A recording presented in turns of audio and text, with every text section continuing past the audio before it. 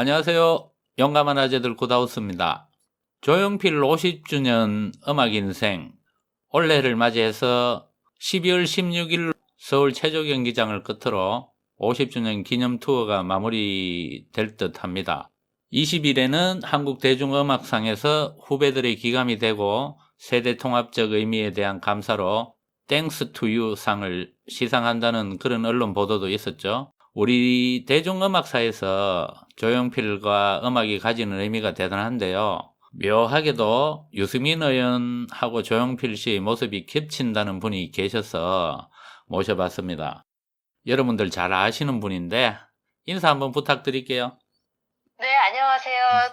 또 왔습니다. 낭중지추입니다. 반갑습니다. 오늘 낭중지추님께서 조용필 형님, 저는 형님이라고 할게요. 제 어릴 때부터 용필이 형님으로 불렀으니까 용필이 형님과 유승민 의원님 공통점이 많이 있으시다고 예전부터 말씀을 하셨는데 그 부분에 대해서 한번 말씀 좀 부탁드려 보겠습니다.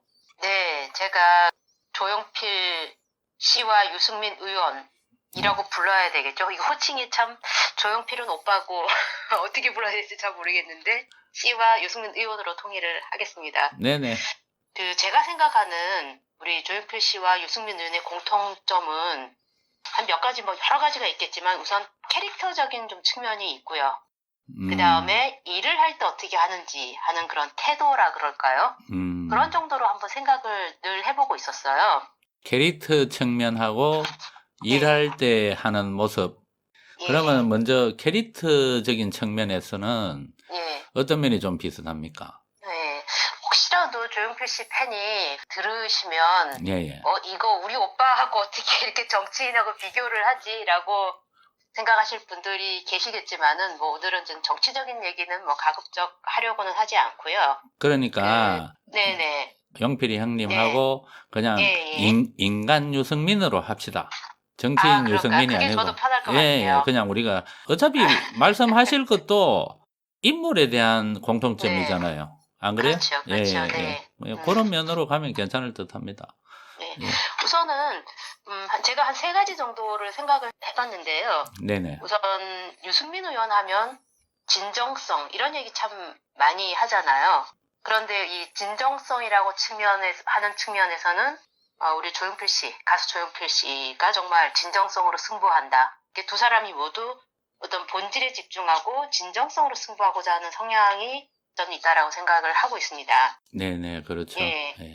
조용필 씨가 그 본질과 진정성으로 승부한다라고 생각하는 거는 조용필 씨가 올해 50주년이잖아요. 아까 말씀하셨지만은 50주년인데 이분을 보면 우리가 많은 연예인들이나 스타라고 하는 분들이 조금 이렇게 유명세를 얻게 되면 그 이름을 활용을 해서 여러 가지 다른 사업을 하는 경우가 참 많아요. 많죠. 예. 작게는 식당, 프랜차이즈 식당을 한다던가, 쇼핑몰을 한다던가, 아니면 사업을 한다던가, 또 그렇게 이름을 얻어서 하면 또 홍보 효과도 많이 얻고. 그렇죠. 우리 조용필 씨 같은 경우는 전혀 그런 게 없어요. 음악 한 가지. 오로지 외길이죠. 그래서 어느 정도 음악 한 가지냐 하면 심지어 이런 것도 있습니다. 가수나 작곡가나 이런 분들이 음악 학교에서 실용음악과라던가 아니면 대학의 음대 교수라든가 이렇게 가시는 분들이 상당히 많이 있거든요. 네네. 예, 그래서 조용필 씨 정도면 사실 그런데 어느 대학에 그런 실용음악과 같은데 못 가실 데가 없지 않습니까? 네. 예. 서로 모셔가려고 할 정도죠, 사실은.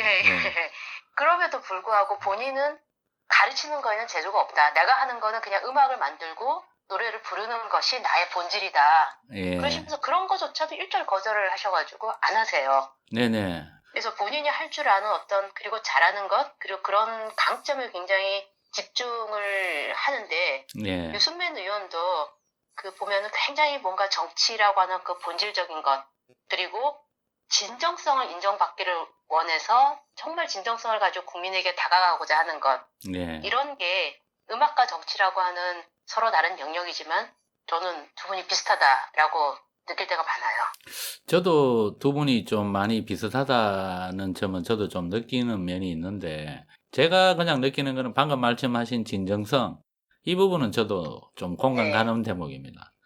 네, 그렇죠. 진정성, 유승민. 그리고 또 다른 면이 또 있다면은 어떤 게 있을까요? 그리고 제가 또 두 분에게서 느끼는 어떤 성향적인 캐릭터적인 공통점은 이제 소신이라고 하는 점이에요. 소신. 예. 예. 이 유승민 의원도 보통 굉장히 소신의 정치인이라고 하고 그 소신을 지금까지 이렇게 꿋꿋하게 잘 지켜오고 계시잖아요. 그렇죠. 조용필 씨도 그 소신이라고 하는 것에 굉장히 강합니다.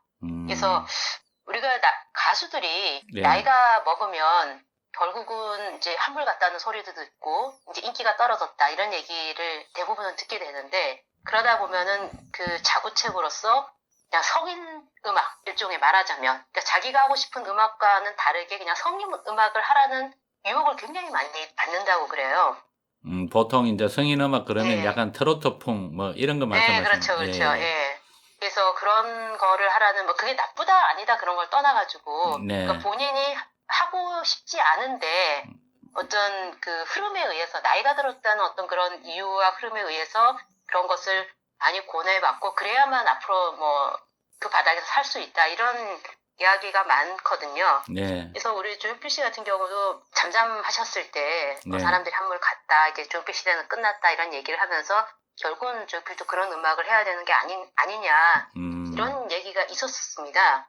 조용필 씨 같은 경우는 이제 그런 거 다 물리치고 그냥 본인이 인기라던가 이런 거에 연연하지 않고 그냥 자기가 하고 싶은 것을 좀 끝까지 관철을 시켰고요. 네네. 이제 그렇게 해서 나온 게 바로 2013년도에 그냥 대박을 친 바운스 9집 앨범이에요. 바운스 앨범 예. 그게 19집입니까? 예, 그게 19집이고 그때 라이벌이고 앨범 차트에서 같이 올라갔던 게 엑소. 아마 모르시겠죠? 저는 그건 잘 모릅니다. 엑소라는 그 애들하고 붙었었고요. 그 다음에 멜론 차트에서 1위와 2위를 다퉜던 것은 네. 그 싸이의 예. 젠틀맨하고 붙었었어요. 그러셨구나.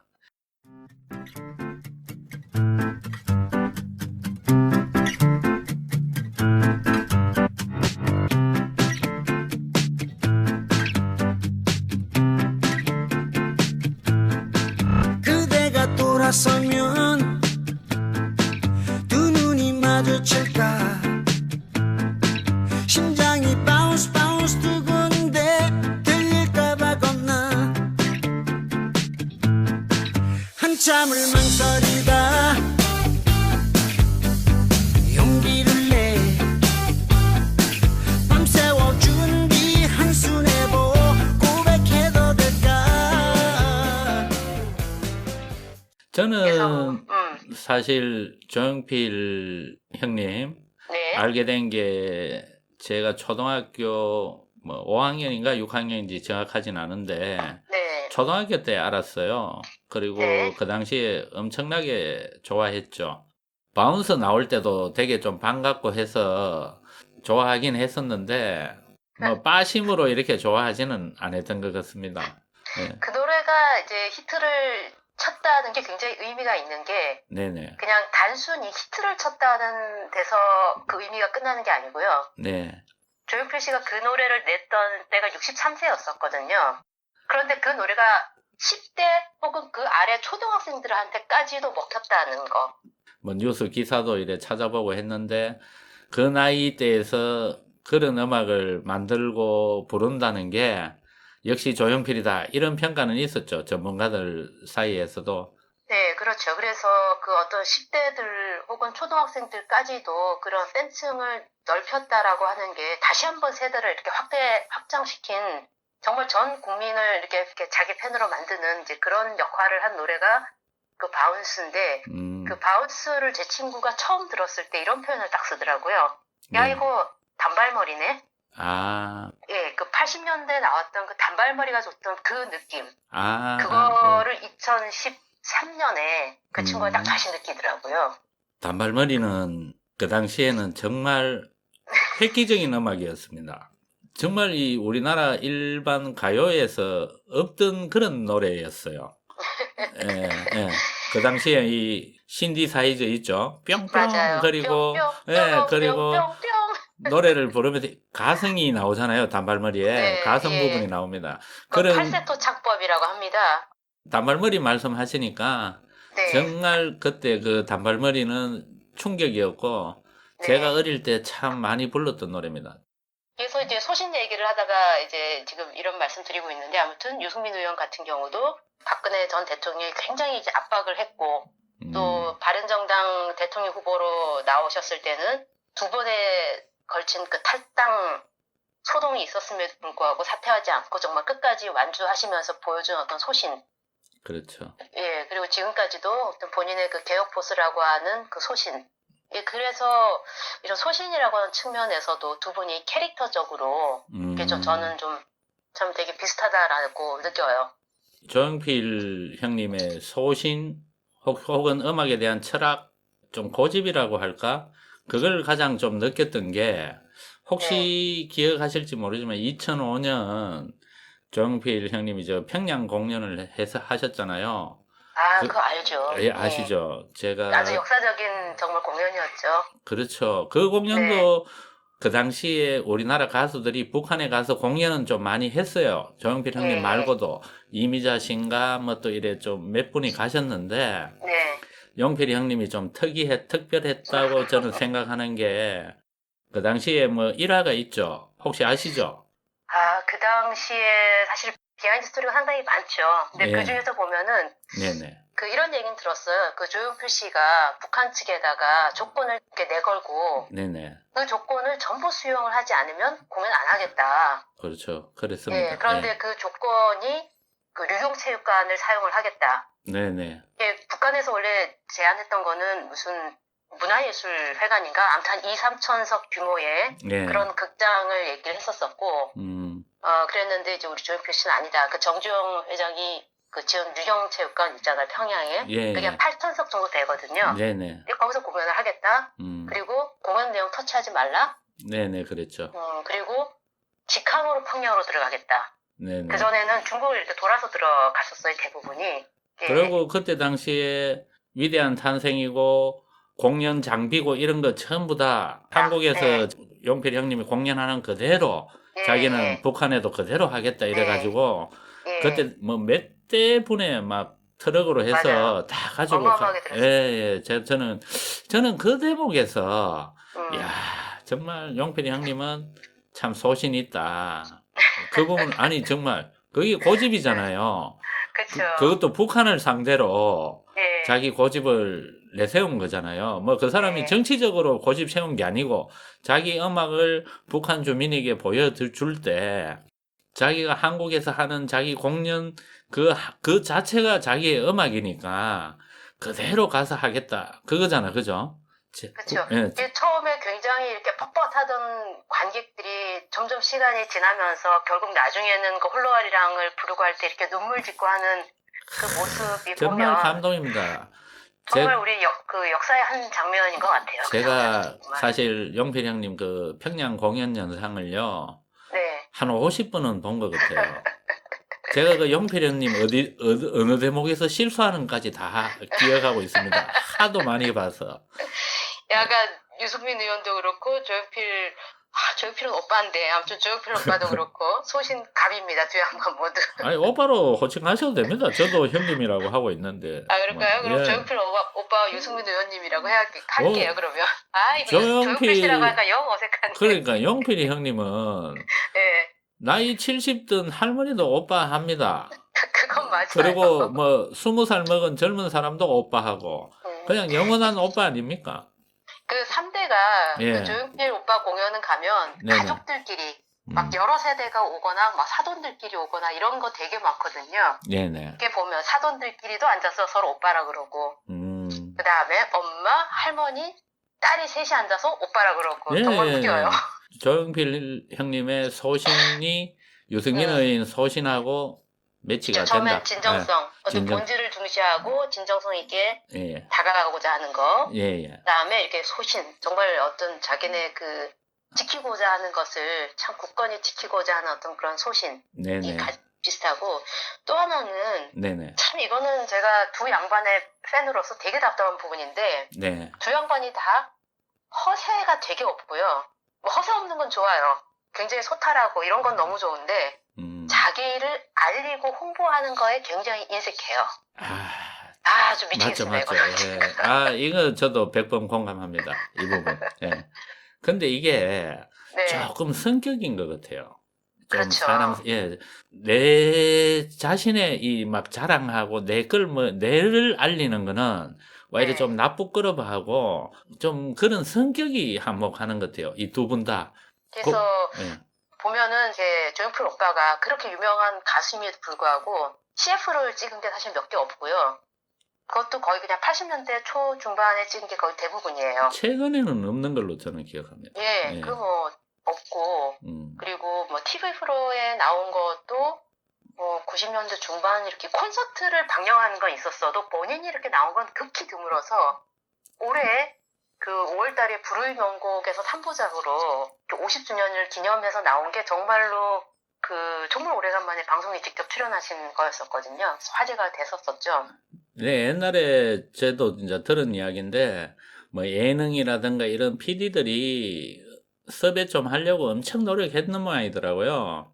그 불후의 명곡은 물론 8년 동안이나 섭외를 했대요. 네네, 맞습니다. 네. 예. 근데 그것도 이렇게 나오게 된 게 결국은 어떻게 됐냐면은, 조용필 씨가 이렇게 팬미팅을 하지를 않거든요. 근데 올해는 아마 50주년이라서 특별히 이렇게 팬들하고 같이 자리를 했었는데, 네. 거기에 팬들이 대형 현수방에다가, 오빠, TV 출연 좀 해주세요. 적어가지고, 네네. 아이팟 이렇게 펼치는 이벤트를 했었어요. 네. 예, 그거 보고는, 조용필 씨도 이건 안 되겠다. 한번 나가야겠다. 그게 예. 좀 영향을 끼쳤는가요? 예, 그러신 것 같아요. 그리고 나서, 바로 불후의 명곡이 최종적으로 나가시는 걸로 이렇게 언론에 나왔더라고요. 그래서 뭐 그런 것도 있고, 네. 여간 그냥 나는 가수기 때문에 가수거든 다른 매체나 다른 예능 프로나 이런 걸 활용해서 자신을 홍보한다는 것을 본질적이지 않은 거라고 좀 생각을 하시는 것 같아요. 네네네. 그런 면이 있죠. 예. 네. 그래서 우리 유승민 의원이 전에 그 남비바침에 나오셨을 때도 그렇고, 그때 그런 얘기 하셨었습니다. 예. 예능 굉장히 안 오려고 하는데, 주위에서 너무 얘기를 해서 나왔다. 네네. 그런 얘기를 하셨었는데, 꼭 뭐 예능이 아니더라도, 그렇게 좀 매체를 좀 사실은 나오실 수밖에 없다고 좀 생각을 하거든요. 방송이나 이런 거를 원래 정치인들은 일부러도 나가려고 하는데 네. 그렇잖아요. 정치인이라는 건 항상 자기 알려야 되니까 그죠? 방송을 많이 네. 활용하려고 노력하는데 의외로 유승민 의원은 그런 게 좀 없죠. 너무 부족하죠. 그런 면이. 예. 그래서 오죽했으면 정치인들은 이런 말이 있죠. 자기 부고만 빼고는 어떤 소식도 언론에 나가는 게 좋다. 네네. 맞습니다. 그런 말이 있을 정도로 뭐 이게 좋은 얘기든 나쁜 얘기든 이렇게 나가야 된다라고 하는데, 유승민 의원님은 너무 이렇게 오른손이 한 일을 왼손이 모르게끔 이렇게 조용히 하시는 그런 경향이 있어서 네. 팬들이 좀 답답한 것 같아요. 이 대목에서 제가 이제 조용필 형님하고 유승민 의원에 대해서 우리가 공통점을 이야기하는데 네. 제가 알기로 약간 직접적인 연관성도 있는 대목이 하나 있는 걸로 아는데 유승민 의원이 조용필 형님 노래를 좀 좋아하죠. 내용을 제가 들은 기억이 있는데. 예. 전에 라디오 나오셔가지고 네네. 노래 선곡을 바람의 노래를 선곡하신 적이 한 번 있었었어요. 네네. 저도 그래서 제가 이 질문 드리는 거예요. 예. 바람의 노래를 선곡을 하신 적이 있었고, 그리고 어떤 질문에서 어떤 노래 좋아하느냐 그랬을 때 조용필 씨의 꿈을 좋아한다는 그런 이야기를 하신 거를 저도 들었습니다. 나를 떠난 사람들과 만나게 될 또 다른 사람들 스쳐가는 인연과 그리움은 어느 곳으로 가는가. 나의 작은 뒤에라는 알 수가 없네. 내가 아는 건 살아가는 방법뿐이야. 도담하는 실패와 고뇌의 시간이 비켜갈 수 없다는 걸 우린 깨달아.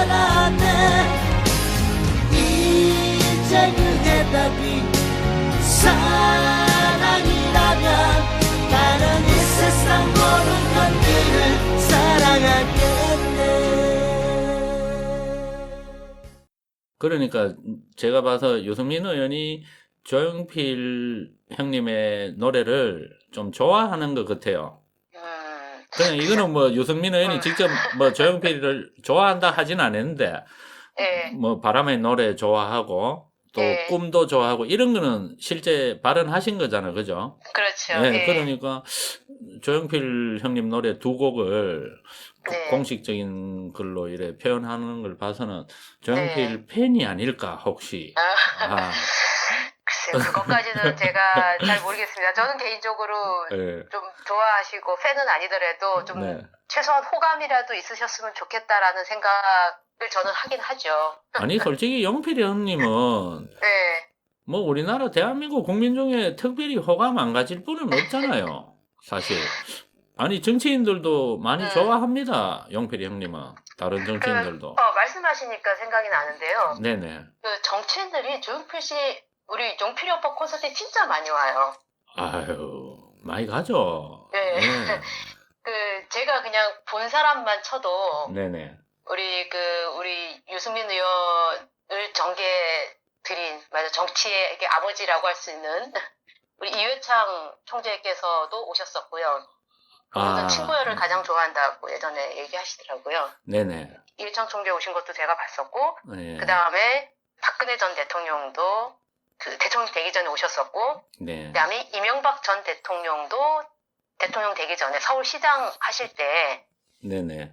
공연을 아예 만들었었어요, 그분은. 개최를 한 적도 있고, 네. 공공연하게 좋아한다는 얘기를 하신 적도 있고, 네. 그 외에도 손학규 바른미래당 대표님이시라던가, 그 다음에 네. 정동영 민주평화당 지금 대표시죠? 그래서 이런 대선 후보들까지 기라성 같은 정치인이네요, 전부. 더 내려가면 사실 전두환 전 대통령도 공연 왔었어요. 그 양반도 오시고, 이거는 알려지지는 않은 얘기인데, 네. 문재인 대통령도 예전에 비서실장 시절에 이렇게 왔었다는 얘기도 있고요. 네. 그리고 김대중 대통령이 재직 중이실 때 공연을 한번 예술연당 공연에 오시려고 하셨었는데, 네네. 이미 자리가 완전히 매진이 돼서 그 자리를 구할 수가 도저히 없어서 공연에 오시지 못한라는 그런 정통한 소식도 사실 있긴 합니다. 그만큼 정치인들도 이렇게 좋아하는 이유가 네네. 제가 생각하기엔 그런 것 같아요. 정치인도 대중을 대상으로 하는 거잖아요. 국민이라고 하는 대중. 그렇죠. 그리고 가수도 대중. 네. 그러니까 어떻게 보면 대상이 같아요. 그죠? 네네. 그리고 그러니까 어떻게 보면은 그 대중들의 마음을 끌어야 되는 사람들이기 때문에 네. 대중들의 마음을 끌은 걸로서는 정말 대한민국에서 넘버원 중에 하나라고 할 수 있는 그런 조용필 오빠니까, 조용필 씨니까 특히 더 관심을 갖고 이렇게 오신 게 아닐까라는 생각도 좀 들고, 정치적으로 팬이 많으니까 좀 그 이름을 슬쩍 얻어서 이렇게 가려고 하는 분들도 분명히 있겠죠. 뭐 약간 그런 마음도 네. 조금 아니겠습니까? 정치인 입장에서는. 예. 우리도 누가 조용필 오빠 좋아한다더라 이러면 저희도 괜히 이렇게 관심 가지고 그런 거 있거든요. 네. 네, 그런 점이 있고. 근데 유명 인사들이 참 많이 왔었는데요. 예. 온 사람 중에서 가장 언론에 많이 났던 사람은 이건희 회장이더라고요. 삼성 이건희 회장이 조용필 씨를 굉장히 좋아해서. 네네. 네, 그래서 이렇게 지원도 많이 했었어요. 지원도 많이 하고. 예술연당에서 공연할 때는 2층에 홍나희 여사하고, 네. 그 다음에 지금 이재용 씨하고, 네네. 물론 건강하실 때 2000년대 초반 얘기입니다. 그때 이렇게 온 가족들이 이렇게 다 와서 공연 관람도 했는데, 그날도 굉장히 유명 인사들이 많이 왔었는데, 네네. 언론은 이건희로 싹 도배가 되더라고요. 삼성의 이건희의 파워를 느꼈었습니다. 네. 일단 요 대목에서 네네. 유승민 의원에 대한 홍보 부족에 대해서 조금 더. 유승민 의원이 얼마나 자신을 이렇게 알리는데 이렇게 인색하냐 하면은. 네네. 예를 들면 이런 거 있었습니다. 작년 철원에서 K9 자주포 폭발 사고가 있었잖아요. 네네. 그때 가장 심각한 부상을 입은 장병이 이찬호 병장인데.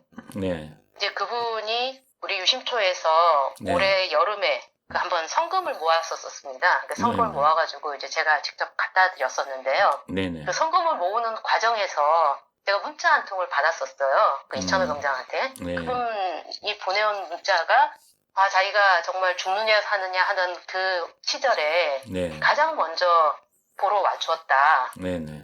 너무너무 감사했다. 네네. 그런 얘기를 하시고 제가 이제 병원에 갔더니만 어머니께서 이제 그런 말씀을 하시더라고요. 네. 최근에 이런 일도 있었습니다. 우리나라에서 소아조로증 환우가 네네. 우리 홍원기 군 한 명이 있거든요. 소아조로증이라 하면은 구체적으로 어떤 병이죠?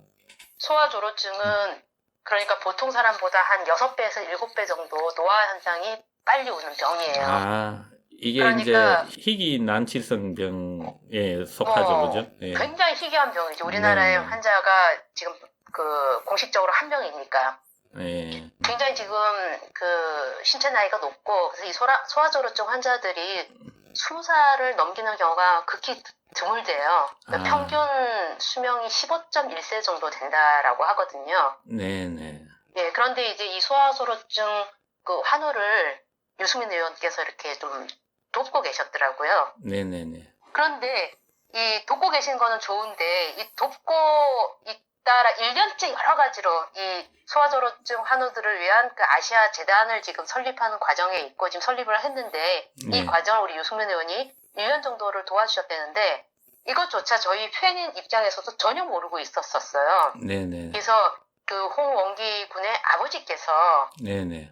아니 이런 분이 세상에 없는데 자기도 너무 답답하니까 네. 좀 유승민 의원이 어떻게 행동을 하는지 어떻게 자신들을 돕고 있는지를 좀 사람들한테 알리고 싶다. 네네. 그러면서 그것을 이제 토로도 하고 저희 카페에 오셔가지고 장문에 이렇게 글도 이제 쓰고 하셨죠. 2번에 걸쳐서. 네네. 제가 네.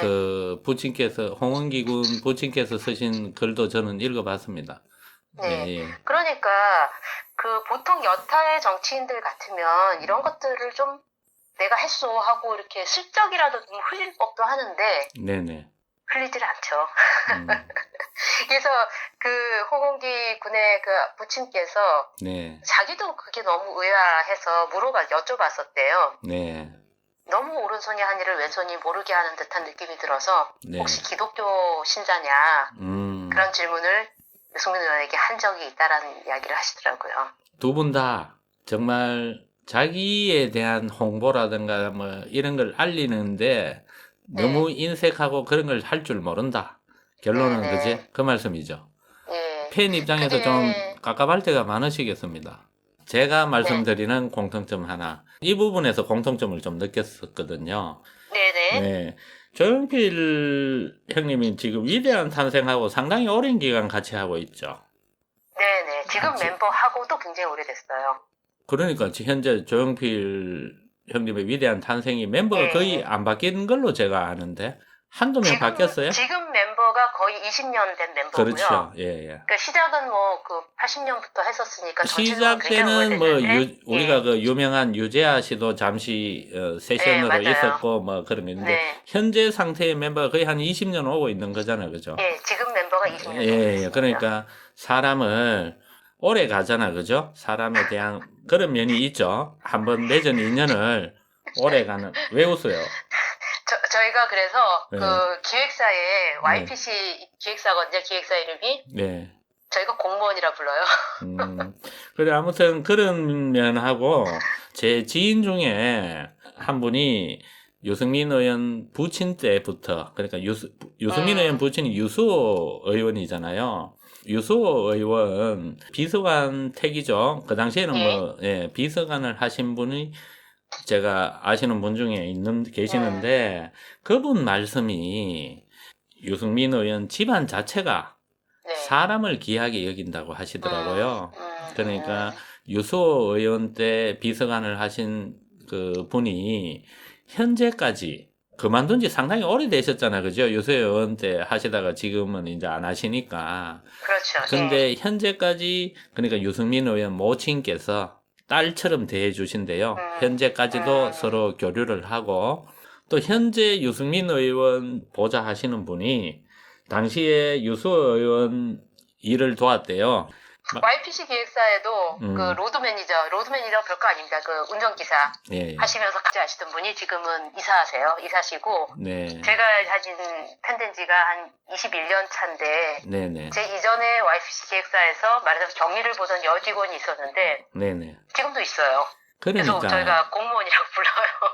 그러니까 저는 이 조용필 형님도 안 챙겨주면 그래 오래 있기 힘들잖아요. 보통 그렇죠. 보면. 네. 예. 그리고 사실 위대한 탄생 여기 들어오는 세션들은 나름 다 일가를 이루신 분들이거든요. 그 뭐 베이스 하시는 분도 교수까지 하고 그죠? 각자의 영역에서는 최고거든요. 아닌가요? 그렇죠. 아니 맞습니다. 뭐 네. 베이스의 이태원 씨도 그렇고 네, 그 예. 피아노의 최태환 씨도 그렇고 네네. 다 그 분야에서는 예, 최고. 진짜 넘버원이신 분들이죠. 예, 그런 분들하고 20몇 년을 같이 간다는 거는 그만큼 사람을 소중하게 여긴다는 거거든요. 그래서 제가 유승민 의원 같은 케이스도 보면 부친 때 보좌관 했는 사람이 아직까지도 서로 연락하고 지내고 딸처럼 대하고 또 이런 이야기를 들으니까 공통점 하나가 나오는 게 사람을 귀하게 여긴다. 두 분 다. 그런 것 같습니다. 공감하십니까? 예, 공감이 되는 게 예. 제가 유승민 의원을 예. 신뢰를 하게 된 몇 가지 이렇게 배경들이 있는데요. 그 중에 하나가 예. 충분히 저는 이제 각종 자료를 통해서 이게 연구를 하고 그 다음에 실질적으로 한번 가서 한번 보고 그 느낌을 좀 느껴보고 이제 정말로 계속 지지해도 될 사람인지를 이제 판단을 하려고 네. 제가 그 2015년 10월 달이었나요? 그 계산성당에 강연을 들으러 갔었어요. 처음으로 대구 계산성당에. 네네. 근데 가기 전에 이제 지역구 사무실에 이제 들렸었거든요. 네. 근데 그때만 하더라도 그 사무실에 그렇게 사람이 막 오고 그러던 때가 아니었었습니다. 네네. 그때만 하더라도. 예. 근데 제가 가니까 이렇게 서울에서 내려오니 그분들 입장에서도 되게 신기했을 거예요. 그전만 해도 그런 사람이 뭐 거의 없었던 시절이었을 테니까. 그렇죠. 그때 계시던 사무실에 계시던 우리 비서께서 오더니만 제가 참 놀랐던 게 앉아서 자기가 자신이 모시고 있는 말하자면 보스잖아요. 그렇죠. 그분에 대해서 엄청나게 칭찬을 정말 입에 바르도록 칭찬을 하시더라고요. 그래서 PV를 통해서 보여지는 건 저렇게 까칠하고 이렇게 사람들이 알고 있는데 절대로 그렇지 않다. 정말 너무도 자상하고 배려 있고 그런 분이라면서 너무 칭찬을 하시는 거에 제가 우선 놀랬고 그리고 제가 이제 얼마나 일을 하셨냐라고 제가 여쭤봤었거든요. 그러니까 그때 10년 되셨다고 하더라고요. 그래서 제가 그때 들으면서 처음 보는 사람한테 자기 상사에 대해서 모시는 사람에 대해서 이렇게 칭찬을 하기가 사실 쉽지가 않단 말이에요. 정말로 그런 마음이 있어서 진정해서 우러나오지 않는다면. 네. 그래서 이게 사람과의 관계를 참 소중히 하시는 분이구나라고 느꼈고 그 다음에 국회의원들 보면 보좌관들 엄청나게 많이 이렇게 갈아치우고 정말 바뀌고 하는데 네네. 10년 됐다라고 하는 것도 저는 좀 놀라웠었어요. 그래서 그게 굉장히 좀 플러스로 먹고 들어갔었습니다. 네, 아무튼 사람을 소중하게 여기는 그런 두 분의 공통점이 아닌가. 그냥 이제 제가 느끼는 공통점이었습니다. 동의합니다. 낭중님께서도 동의해 주시니까. 네, 동의. 100% 동의해요. 네. 그리고 아까 말씀하셨던 일에 대한 태도적 측면의 이제 공통점이 있다고 하셨잖아요. 네. 그거는 그냥 두 가지만 말씀을 좀 드리자면은 네네. 두 분 다 디테일에 굉장히 강하세요. 디테일. 예, 디테일에 강할 뿐 아니라 디테일을 굉장히 중시합니다.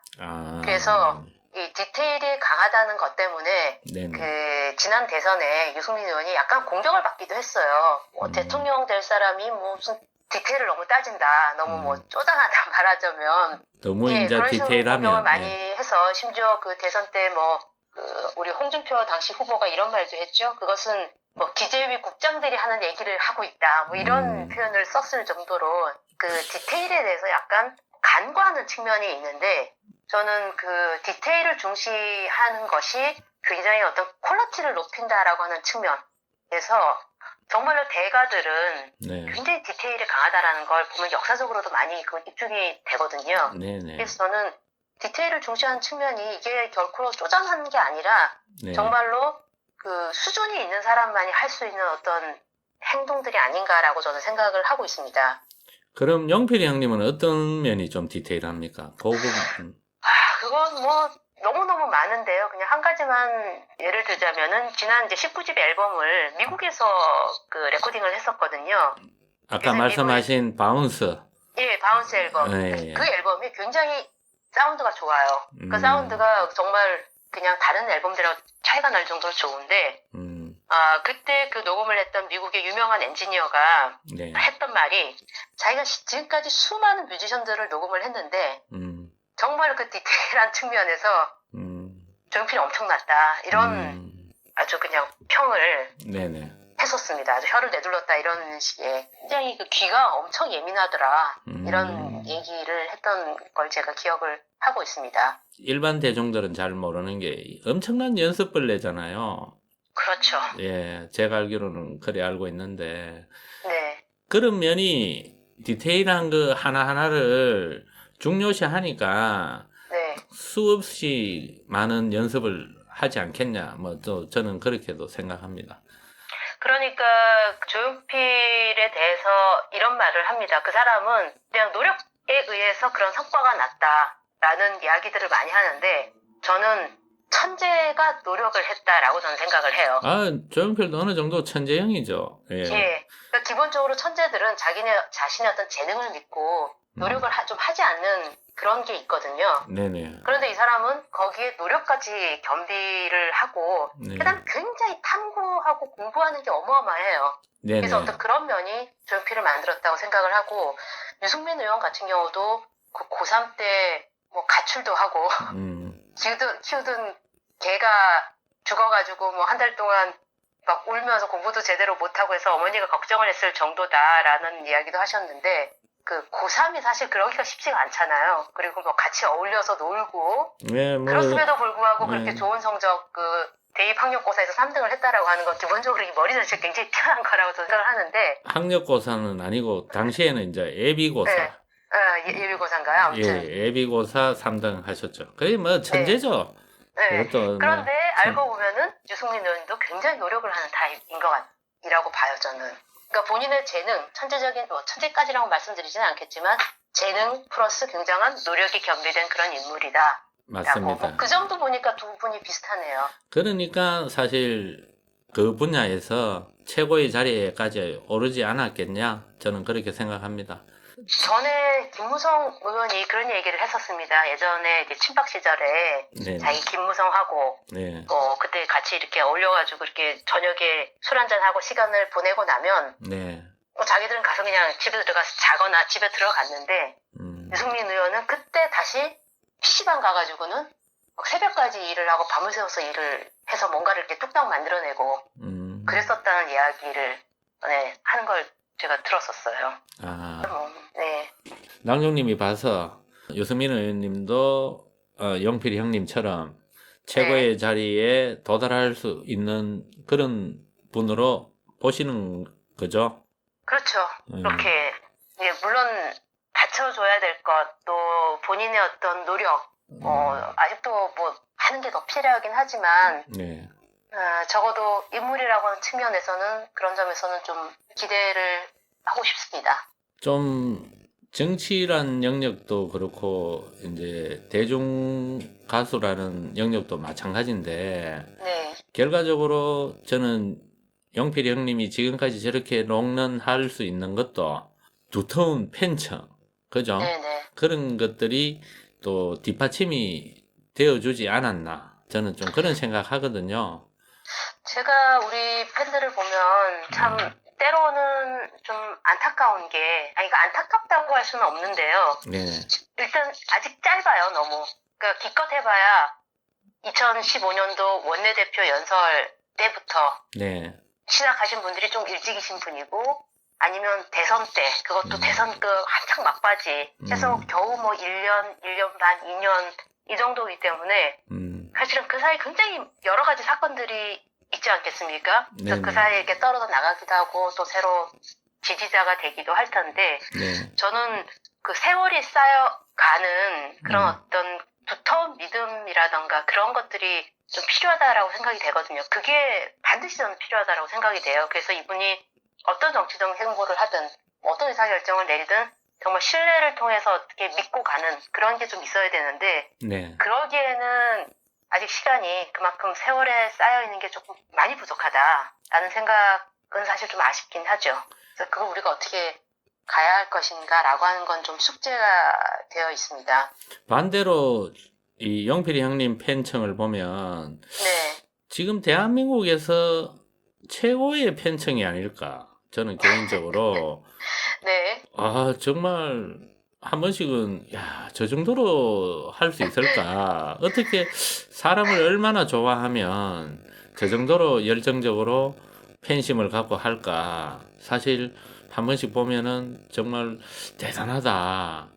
또 저런 팬들이 지금의 조용필 형님을 만들었다. 저는 뭐 그렇게 생각이 들 정도로 엄청나더라고요. 제가 예전에 한때 잠시 뭐 위대한 탄생 그 홈피인가 뭐 하여튼 그 있죠. 팬클럽 네. 그 뭐 이래 예. 카페처럼 돼 있는데도 저도 잠시 거기서 활동을 뭐 제가 글 쓰고 이런 건 안 해도 이제 거기에서 정보를 좀 많이 얻고 이래 할 때 그분들 이래 글도 읽어보고 하면 정말 대단하시더라고요. 네, 그런 그 점을 저도 생각을 사실 굉장히 많이 해봤었어요. 왜냐면 저는 아까 말씀드렸다시피 90년대 후반에 팬이 됐다고 했잖아요. 네네. 그러면 올해가 지금 21년 차인데, 네. 저 주위의 팬들은 그 한 40년씩 된 사람들이 정말 수두룩하거든요. 이게 왜 이렇게 40년씩이나 팬일까에 대한 생각을 저도 여러 번 해봤었어요. 그 이유를 알겠습니까? 원인을 알아냈습니까? 예, 그게 여러 가지가 있겠지만, 뭐 음악의 어떤 수준이라던가 이런 거는 그냥 다 차치하고, 네. 결국은 조용필이라고 하는 인물이 굳건히 자기 자리를 지키고 있느냐 아니냐가 굉장히 큰 영향을 미쳤다는 생각에 저는 결론을 냈어요. 그러니까 이 사람은 네. 자신의 길을 정말 소신을 가지고 계속 가는 거예요.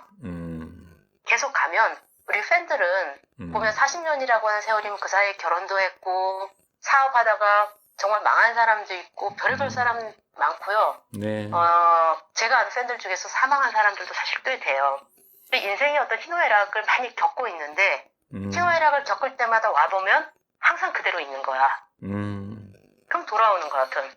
그러다가 계속 그러면 와 있고 오면 또 있고 그러다가 좀 떠났다가도 돌아오면 그대로 있고 그러니까 결국은 그 끌고 나가는 그 사람 우리로 보면 이제 유승민 의원이 되겠죠. 이 양반께서 얼마나 그것을 정말 그 놓치지 않고 가느냐. 그럼 사람들이 떠났다가도 돌아왔을 때 자기 자리를 지키고 있는 어떤 그런 모습을 보면 좀 더 깊어지지 않을까.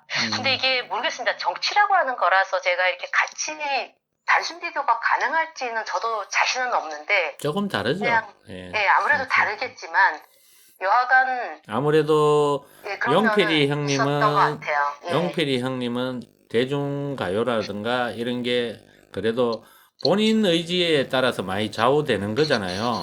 자기의 소신과 철학이 있으면 물론 그것도 지켜나가는 게 아주 쉬운 거는 아니지만 아무래도 정치라는 영역은 혼자 하는 게 아니잖아, 그죠? 그게 훨씬 또 다른 면이긴 하더라고요. 다른 면이 좀 있죠. 정당이란 게 있고 또 뭐 여기는 세력도 있어야 되고 함께 하는 그런 게 있는 영역이고 이래서 조금 똑같이 비교할 수는 없지만 벤치마킹 한다고 할까요? 좀 그런 면을 유승민 의원이 조금 벤치마킹 할 필요는 있지 않겠냐. 또 그리고 우리 팬들도 그런 30년, 40년 이래 참 오랜 시간 오면서도 변치 않는 그런 팬층 그런 거를 좀 벤치마킹 할 필요는 있지 않겠냐. 그런 생각은 좀 드네요. 개인적으로. 그리고 이런 것도 있습니다. 네네. 기본적으로 양이 많아요. 그 지지자들의 물리적인 양. 아유, 엄청나죠. 떡수가 엄청나다는 건데 네. 그 떡수가 엄청난 게 네. 저는 통합을 했기 때문이라고 생각을 해요. 통합요? 통합이 아니고 통합. 그러니까 통합. 그냥 뭉치게 한 건데 그게 보면은 그 요번에 그 12월 20일 날 대한민국 대중음악상을 봤는데 거기에서 아까 땡스 투유라는 상을 처음으로 시상을 하게 되는데 예. 거기에 그 취지 중에 하나가 세대 통합을 이루었다라는 그런 표현이 있는데요. 그 조용필 씨가 보면, 조용필 오빠가 보면 세대 통합, 그러니까 10대서부터 60, 70대까지 세대를 통합하고 남녀를 통합하고, 그러니까 가수들 중에서 보면 남녀 성비가 예. 상대적으로 비슷하게 나온 사람 중에 한 분이거든요. 그 다음에 어떤 장르를 통합했다는 것. 그러니까 예를 들면은 아까 단발머리 굉장히 그냥 충격적이라고 하셨는데, 단발머리와 한오백년 같은 노래가 앨범 하나에 같이 들어있었어요. 한오백년. 그러니까 뭐 락이라던가 그때 그 민요라던가 그다음에 트로트라던가 이런 노래들이 여러 장르의 곡들이 한 앨범에 다 들어있음으로써 그 모든 세대가 자기 뭐 창밖여자까지 이게 다 한 일집에 들어있는 음악들인데, 도라요 부산항에 다 맞습니다. 예. 네, 자기가 그냥 듣고 싶은 거, 자기한테 맞춘 거, 맞는 거 들으면 됐었거든요. 그러다 보니까 팬층이 10대에서부터 60대까지 그냥 굉장히 폭이 넓게 처음부터 형성이 됐다라고 하는 것도 저는 아주 오래 올 수 있었던 원동력이라고 좀 생각이 되거든요. 네네, 그 부분 공감합니다. 네, 그래서 정치인들이 우리가 굉장히 지금 보면 분열주의적인 정치를 많이 합니다. 자기 편 만들기 위한 거, 편 가르는 거, 아유, 이런 거. 너무 심해요. 그쵸? 네. 저는 그러기 위해서는 가짜 뉴스도 서슴없이 막 다 동원하고 그러는데, 서로 상대방에 대해서, 상대 진영에 대해서 정오감을 일으키도록 자꾸 유발을 하는 선동의 정치가 지금 네. 우리 대한민국의 주류 정치입니다. 네, 저는 이 선동의 정치가 없어져야 한다고 늘 주장해온 사람입니다. 그러니까 저도 예. 그렇습니다. 그래서 그런 어떤 이제 통합이라고 하는 거를 좀 과연 어떤 정치인이 그런 메시지를 던지고 정말 진정성 있게 좀 갈까? 저는 바란다고 한다면 유승민 의원이 그런 거를 참 했으면 좋겠어요. 그래서 보수 정치인이긴 하지만 네네. 보수를 기반으로 해서 정말 온 국민을 대상으로 정치하는 어떤 그런 정치인. 이건 이제 제 바람이죠. 통합적인 측면에서 보면 저는 유승민 의원이 현존하는 정치인 중에서 최고의 정치인이라고 감히 말씀드릴 수 있습니다. 네. 예, 제가 유승민 의원을 좋아하게 된 계기도 2015년도입니까? 원내대표 연설. 그 연설을 듣고 제가 이 정치인에 대해서 제가 관심을 가지기 시작했고 좋아하게 된 결정적 계기가 된 그 연설이 원내대표 연설인데요. 네. 그 연설을 들어보면 그 연설에는 통합이 있습니다. 기억나실란가 모르겠는데 노무현 대통령, 네, 그렇죠. 네. 노무현 대통령이 최초로 양극화 문제에 인식을 가진 분이었다. 그 부분에 대해서 높게 평가를 했어요. 그리고 그 원내대표 연설을 쭉 전체를 들어보면요. 진영 논리를 타파하자. 그리고 진보의 좋은 정책도 보수가 수용하고 서로 공존하고 협치하는 그런 걸 강조합니다. 그래서 그 당시에 원내대표 연설이 끝나고 난 다음에 그 당시 야당 의원이었던 뭐 문재인 현재 대통령이고 정의당조차도 야당들이 그때 기립박수 쳐줬죠.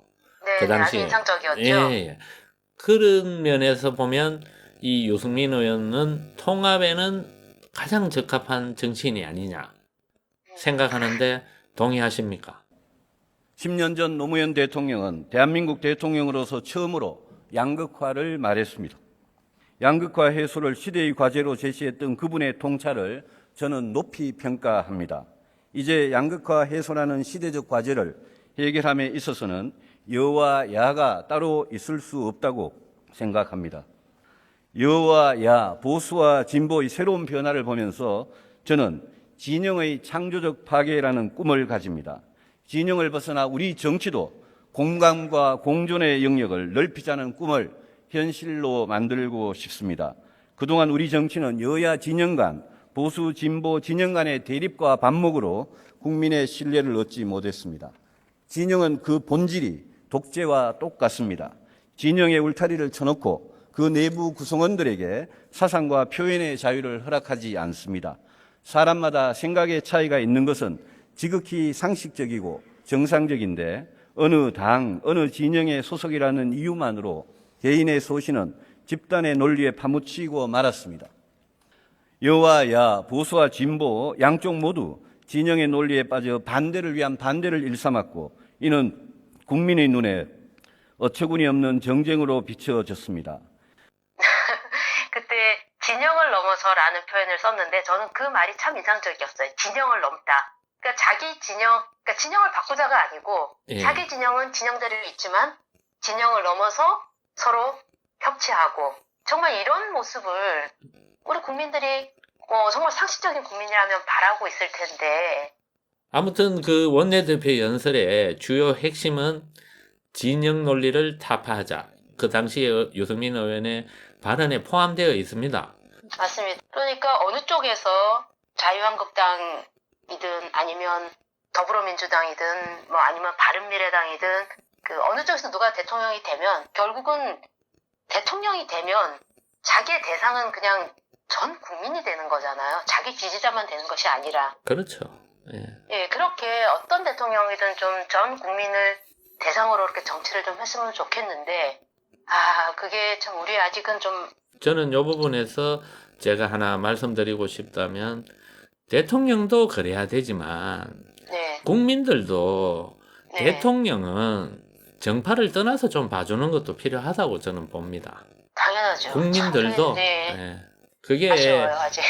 그러니까 국민들도 민주당의 문재인으로 보지 말고, 그냥 대한민국의 문재인 대통령으로 봐주는 게 좀 필요하지 않겠냐. 물론 또 대통령도 이제 민주당의 출신의 문재인 대통령이라고 그 진영만 바라보는 것도 물론 잘못이지만 국민들도 좀 그렇게 봐주고 또 대통령도 모든 국민을 봐주는 그런 식의 좀 정치 문화가 이루어졌으면 좋겠고 제가 대놓고 누구를 이래 칭찬하고 이런 거 잘 안 합니다. 성격상. 그런데 이 통합 부분에서는 저는 네. 유승민 의원이 현존하는 정치인 중에는 가장 근접한 정치인이라고 저는 생각합니다. 네.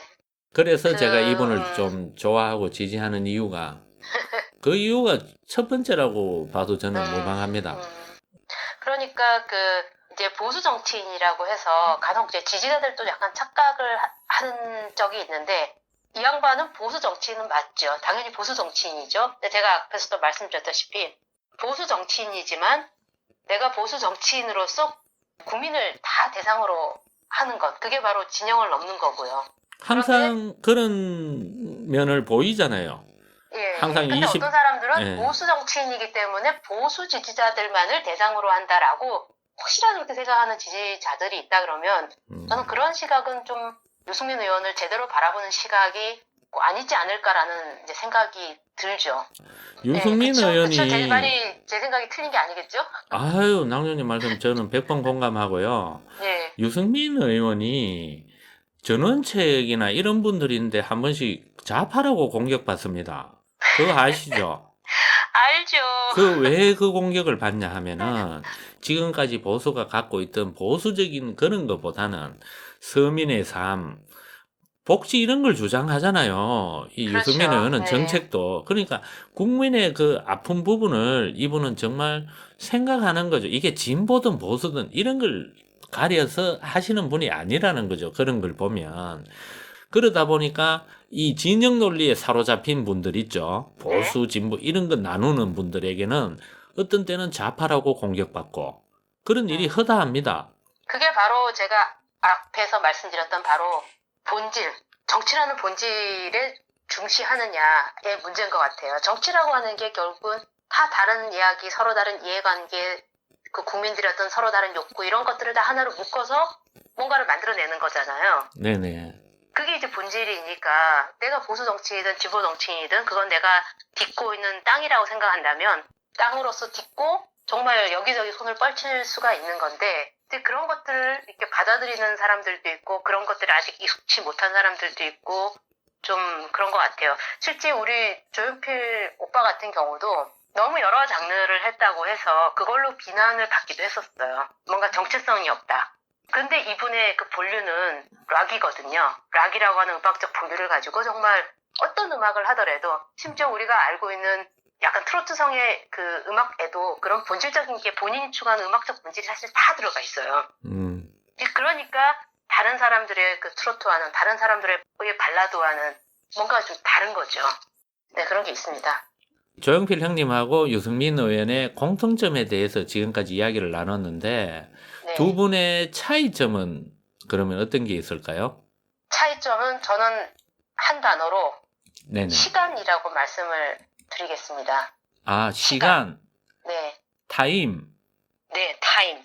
아, 시간에 차이점이 있다. 우리 조용필 오빠가 그런 네네. 어떤 진정성과 음악적 소신을 인정받기까지는 굉장한 시간이 걸렸어요.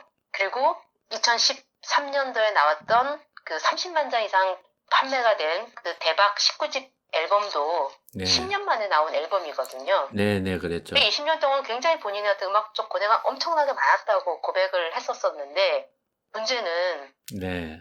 유승민 의원에게도 뭐 35년 혹은 10년 이런 기다려줄 수 있는 시간이 있을까라는 생각을 저는 사실 늘 합니다. 아, 그래서 시간인가요? 아, 네, 저는 네. 갑자기 시간이라 해서 조금 의외다 했는데, 아, 이제 이해가 됩니다. 예, 예. 네. 말씀 저는 계속해서. 이게 항상 뭐 답답하기도 하고 안타깝기도 하고 그래요. 그래서 조금만 젊으셨으면 이런 생각도 사실은 하고 그러거든요. 그렇죠. 그러니까 50년이라고 하는 긴 세월을 거치면서 또 지금의 조용필이라고 하는 그 위치에 오르고 그 의미를 만들어낸 사람이 됐는데, 유승민 의원에게는 사실 그렇게 긴 시간이 있는 것 같지는 않거든요. 그러면 할 수 있는 게 뭐냐? 시간은 짧으면 네. 조금 더 집약적으로 아주 콤팩트하게 결국은 움직일 수밖에 없지 않을까라는 생각은 듭니다. 그러면 네. 혹시 어떻게 앞으로 하셔야 된다, 뭐 이런 것도 혹시 생각해 보신 적 있습니까? 물론 뭐 낭중지초님이 한다고 해서 뭐 그대로 가는 건 아니지만, 왜 우리가 흔히 지지자도 이래 한 네. 번씩 본인의 상상의 나래를 펴지 않습니까? 이렇게 하고 이렇게 하면 좋겠다. 혹시 네. 뭐 그래 생각해 보신 거는 있으세요? 제가 그냥 본인 이 두 사람의 공통점 중에 하나가 이렇게 잘 알리는 거 못한 거라고 하셨잖아요. 네네. 그래서 바라는 바가 있다면 네. 유승민 의원 같은 경우도 실력이라든가 소신, 어떤 정치 철학, 인품 이런 건 타임이 갖춰져 있단 말이에요. 그래서 이런 것들을 어떻게 국민 한 사람한테라도 더 알리느냐. 전 이런 거에 좀 이렇게 좀 신경을 써주셨으면 좋겠다라는 생각을 늘 합니다. 답답하고요. 잘 못하시니까. 그러니까 유승민 의원을 잘 아시는 분들은 네. 참 이 제대로 알고 나면 참 괜찮은 정치인이고, 이 잘 안 알려지는 게 늘 안타깝죠. 우리 그러니까 좀 더 애가 쓰여서 뭔가를 더 하게끔 되고 좀 이런 거는 있는 것 같아요. 제가 낭중지초님 이 말씀 하는 거 많이 여러 번 들었습니다. 제가 하도 여러 번 얘기해서. 예, 답답하다고 막 네. 안타까워 하시고 막 그런 거 네. 많이 들었는데. 이게 보니까 사람은 안 바뀌는 걸 너무 잘 알고 있어서 네. 의원님이 이런 부분에서 바뀌어달라, 바꾸셔야 된다. 저는 이렇게 얘기해봐도 잘 안 바뀌거든요. 그래서 본인이 바뀔 거라는 거에 대한 사실 기대는 크게 없어요. 저희도 우리 조용필 오빠한테 팬들이 그 얘기를 엄청나게 많이 요구를 했었어요. 근데 하도 얘기를 하니까 이제 조금씩 이거 바꾸시기는 하셨는데, 예, 방법이라고 한다면 그냥 좀 맡기는 겁니다.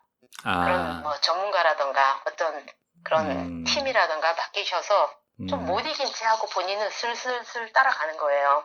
조용필 씨도 이런 방법을 썼어요. 19집 앨범 때. 그래서 그때는 그런 어떤 그 프리젠테이션하고 그 마케팅하는 거를 그 전문 기획사가 아예 담당을 해서 그 당시 어떤 그 실시되고 있는 여러 가지 마케팅 기법을 써가지고 그 19집 앨범을 이렇게 릴리즈를 하기 시작을 했었거든요. 근데 그 전에는 그런 방법을 안 썼었어요. 솔직히 뭐 안 써도 또 어느 정도. 근데 그렇지 않더라고요. 이 매체가 바뀌고 플랫폼이 바뀌어가지고. 예, 맞습니다. 예전 시대의 어떤 방법을 고수하고 음악이 좋으니까 뭐 진정성으로 알아줄 것이다. 힘들더라고요. 시대가 많이 변했으니까 또 그 시대에 맞는 마케팅이라든가 그런 것도 좀 어느 정도는 따라가줘야죠, 대세에.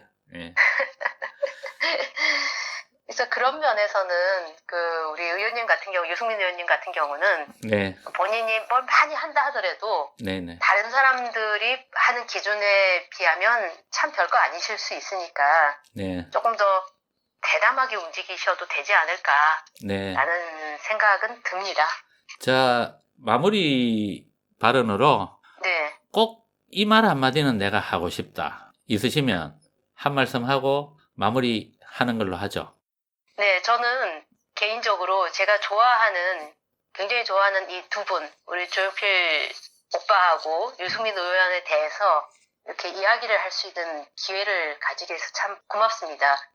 오늘 이렇게 용감한 아재들 덕분에 네네. 이렇게 좀 매체를 통해서 네네. 할 수 있게 돼서 굉장히 반갑고요. 네네. 또 그 연령층이 사실 40대 중반, 40대서부터 60대까지 이렇게가 가장 주력층이거든요. 네네. 어떻게 보면은 그 유승민 의원의 주력층이 되어야 할 그 세대이기도 해요. 그렇죠. 그래서 좀 그 층을 유승민 의원도 좀 자기 지지층으로 만드는 그런 노력도 있었으면 좋겠다라는 생각도 살짝 든다. 이런 정도로 마무리를 하고 싶습니다. 네, 아무튼 오늘 낭중님과 조용필 형님에 관해서 그리고 유승민 의원에 관해서 공통점, 차이점 뭐 여러 가지 이야기를 나눠봤는데 오늘 낭중님이 이 내용을 녹음하면서 상당히 행복해하는 모습을 봤습니다. 저도 개인적으로 그저 조용필 오빠 뭐 유승민 의원 이야기만 나오면 행복해 하시는 분이라서 두 분이 한번 만나셨으면 좋겠어요, 진짜. 아무튼 같이 대화 나누는 저도 네. 옛날 추억도 좀 생각나고 즐거운 시간이었던 것 같습니다. 오늘 이렇게 녹음에 참여해 주시고 좋은 말씀 해 주셔서 정말 감사했습니다. 끝으로 인사 한마디 하시죠. 네, 고맙습니다. 불러주셔서 너무 고맙고요. 네네.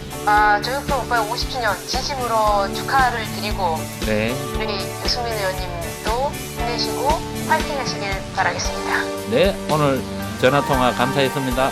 예, 고맙습니다. 피는 백섬에 봄이 왔간만 형제 떠난 그 상황에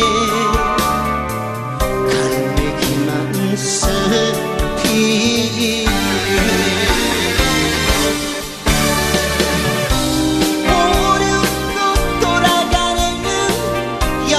연락선마다 몸에 아플라봐도 대답 없는데 형제여 돌아와요 부산항에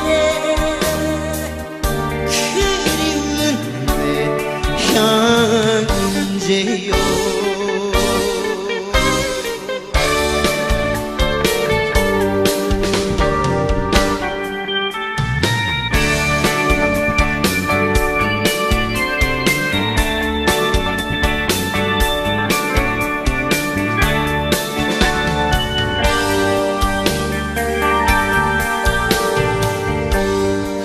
가로만 목이 메어 부르던 빛가리는 그리워서 헤매던